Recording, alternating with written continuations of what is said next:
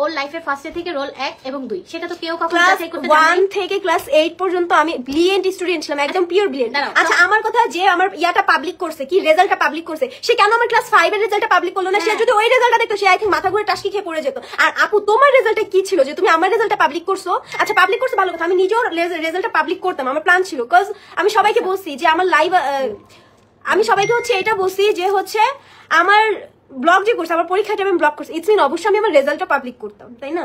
আচ্ছা যাই হোক, সঞ্জিতা যদি ক্লাস 1 থেকে ক্লাস 8 পর্যন্ত গোল্ডেন এ প্লাস, ঠিক আছে, তারপর রোল 1 এবং 2, তাহলে সঞ্জিতা 9 এ এসে 10 এ এসে কি করলো সেটা নিয়ে তোমরা পড়ে আসো, ঠিক না?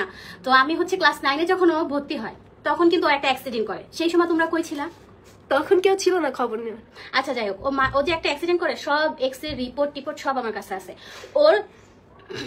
ওর মেরুদণ্ডের হাড়টা একদম লাস্টের যে হাড়টা, ওটা সরে গেছে, 2টা হাড়, ঠিক আছে? 2টা হাড় সরে যাওয়ার পর ওর সম্পূর্ণ 6 মাস বেড রেস্টে ছিল। আর বেড রেস্টে থাকার কারণে ওই 6 মাসে ঠিক মতো পড়তেও পারে নাই। হ্যাঁ, ভিডিও তো আমি ঠিকই করছি। কেন করছি? কারণ আমি মেডিসিন খাইছি। আর স্কুলে যে সোজা বেঞ্চ, ওটার ভিতর বসলে ওর ব্যথাটা বেশি চাপতো। আর আমি পিলো ইউজ করতাম, আর পিলো নিয়ে যেতে স্কুলে, তখন মেয়েরা হাসাহাসি করতো। সরকারি স্কুল তো, ওই সরকারি স্কুলে মেয়েরা মর্মটা খুবই কম বোঝে, কিন্তু টিচারদের কাছে আমি পারমিশন নিছি। যখন পিলো নিয়ে যেত তখন সবাই হাসাহাসি করতো, কি নিয়ে আসো, গুর মতো দেখা যায়, মানে গোল তো পিলোটা, ওইটাকে নিয়ে তোমরা হাসাহাসি করছো, ঠিক আছে? তখন ও কি করলো, লজ্জায় আমার কিছু ফ্রেন্ড এটা বলতো যে টয়লেট। হ্যাঁ ঠিক আছে।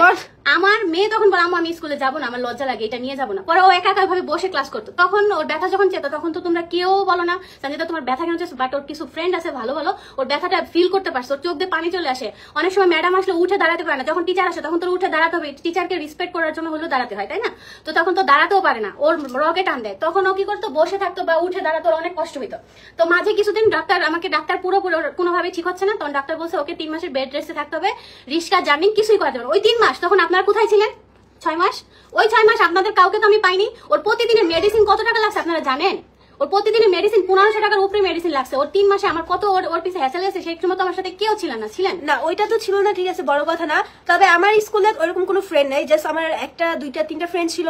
একটা ফ্রেন্ড আমাকে সব থেকে বেশি হেল্প করছে, সে হচ্ছে মারিয়া। লাইক আমার স্কুলে আমি তো গ্যাপ দিয়ে দিছি, আমি স্কুলে যাইতাম না, সবার কথা শুনতে আমার ভালো লাগতো না। তো তাছাড়া ওর অনেকভাবে কথা শোনাইতো। তো মারিয়া আমাকে A to Z কখন কোন পড়াটা, কখন কি হচ্ছে না হচ্ছে, কবে বেতন দিতে হবে, শুধু ওই মেয়েটাই আমাকে সবসময় মেসেজ দিছে এবং সঞ্জিতাকে সাপোর্ট করছে, ঠিক আছে? তা ওই 6 মাস আমার মেয়েটা কিন্তু অলরেডি 9 এ পিছিয়ে পড়ে গেছে। আমি তারপরে আমি যখন একটা কোচিং এ দিলাম, আমি টিচার খুঁজে পাচ্ছি না, কোচিং এ দিছি। কোচিং এ যাওয়ার পর কিছু মেয়েরা, ও কোচিং এ কিন্তু খুব ভালো ক্লাস করেছে, কিছু মেয়েরা বলো টিকটকার, ওইটা টিচারদের কাছে আমি যদি টিচারদের কাছে নালিশ করো, কেন ভাই তোমাদের এত চুলকানি কেন? টিকটক করে যাই করো, একটা স্টুডেন্ট ভালো করে পড়তেছে, এটা তোমাদের ভালো লাগে না? ঠিক আছে, আমি 3 মাস ওখানে 1 মাস আমি এমনি বেতন দিলাম, শুধুমাত্র আপনাদের জন্য, আপনাদের মতো কিছু পাবলিকের জন্য ক্লাস করতে পারেন আমার মেয়েটা। তারপর আমি বাসায় বসে থাকলাম, পুরো 1টা বছর আমার চলে গেল। ওদের সবার দোষ না, অ্যাকচুয়ালি আমার কিছু ফ্রেন্ড ছিল যারা কিনা একদিন একটা মিস ছিল, ওই ফ্রেন্ডের কথাই বলতেছি, কোচিং এ একটা মিস ছিল। তো উনি হচ্ছে আমাদের বিজিএস ক্লাস নিত আর কি, সমাজ। তো সমাজের ভিতরে আর কি আমরা যেরকম কালচারিং ক্লাস করেছি, ওইরকম কালচারিং ক্লাস ছিল। তো ওই ক্লাস ম্যাম আমাদেরকে জাস্ট বুঝাচ্ছিল যে আমাদের এখন সমাজটা এমন হয়ে গেছে যে হচ্ছে কেউ পড়ে গেল ওইভাবে আমরা কাউকে ধরি না রাস্তাঘাটে, সবসময় আমরা কাকে বলছো কথাটা? তুমি কাকে বলছিলা? আমার মেয়েকে বলছিলাম, আমার মেয়েকে আমার একটা ফ্রেন্ড ছিল। তো ওই ফ্রেন্ড আবার কি বলছে, ম্যাম আমাদের এখানে কিন্তু ইনফ্লুয়েন্সার আছে, ইনফ্লুয়েন্সাররা বেশিরভাগ এই কাজটা করে, কিন্তু কেউ আমাকে যারা চিনে তারা কেউ কখনো বলতে পারবে না যে আমি ফেমাসের জন্য কখনো খারাপ হয়ে ইউজ। ওই কোচিং এর ভিতরে একটা মেয়ে ওর সাথে মিশলে ওই মেয়েটার সাথে ঝগড়া শুরু করে দিছে। তোমরা এমন শুরু করছো সঞ্জিতার সাথে, তারপর ওই বছরটা আমি গ্যাপ দিয়ে